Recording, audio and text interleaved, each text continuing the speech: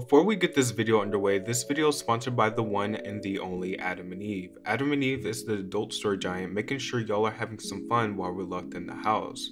They're hooking you up with code HONEST for 50% off one item plus free shipping in the US and Canada. Some exclusions may apply.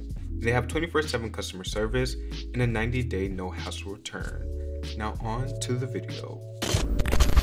Shontelle was one of the breakout stars of 2010. She instantly started receiving comparisons to the likes of Rihanna, but as quickly as she blew up is as quickly as she faded from mainstream attention. Today we're going to take a look back at what exactly happened to her. She's beautiful, had the makeup of a model, and was a talented singer, which all of those things in theory contribute to being a perfect pop star. But after she broke out, we've heard little from her since. Shontelle's debut single titled T-Shirt was released in mid-2008 and immediately received comparisons to Rihanna's older work and was scoffed at for its similarities, but still achieved moderate success, reaching the top 50 in the United States and Canada. Shortly after the release of her debut single, her debut album titled Shontelligence was released. Being a new artist and not really having a widely notable hit with the inclusion of receiving comparisons to your peers, I would say that the album was released a bit premature.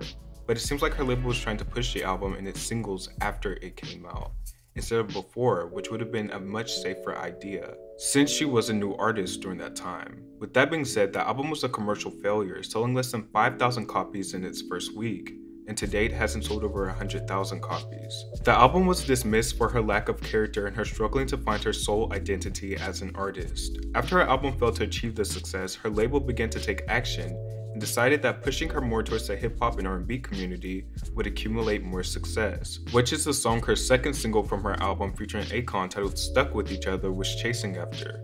And it went on to achieve moderate success, but still wasn't the breakout hit that would propel her to new heights.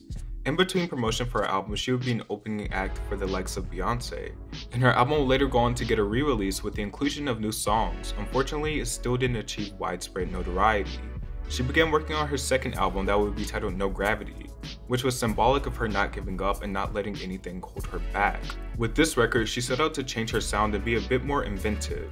The album's lead single Impossible would catapult her into superstardom and was praised for her vocal performance. The song topped the charts all around the globe and would peak at number 13 in the US and number 9 in the UK respectively.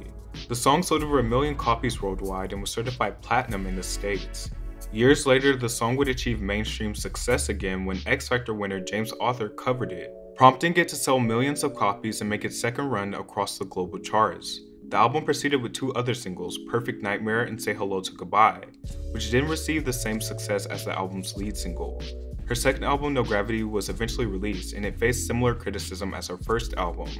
Although having some spotlight moments and standout tracks on the album, and being praised for her vocal performance, it still wasn't distinguishable to her and had no specific characteristics that would make her stand out.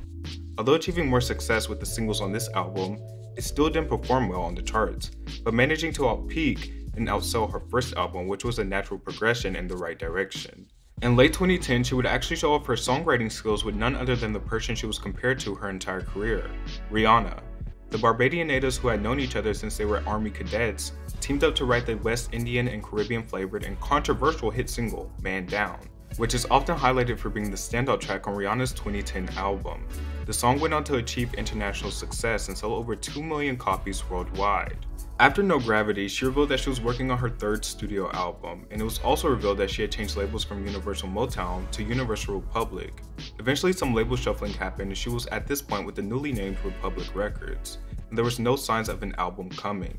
In the following year, she would be featured on a few songs that were lesser known, and in 2014, she stated her album was coming and said she wanted it to be a movement and not just a momentary fling. Later that year, she disappeared from her new label Republic Records roster and had no official press release to know what actually happened. It was done very quietly and she signed a new deal with a company called SMH Entertainment, but nothing came of it. In 2015 and 2016, she updated her fans on her personal struggles and how challenging her career and personal life have been, being filled with many highs and many lows. Present day, she is still releasing music and it appears that she's releasing it independently this time around. She recently released a song ironically for this video titled Remember Me, where she repeatedly asks in the chorus, "Will you remember me?" And I think it's safe to say we will. Although she might not have been the most distinguishable artist, when she was good, she was great. And her song, specifically Impossible, can undoubtedly always take us on a nostalgic ride.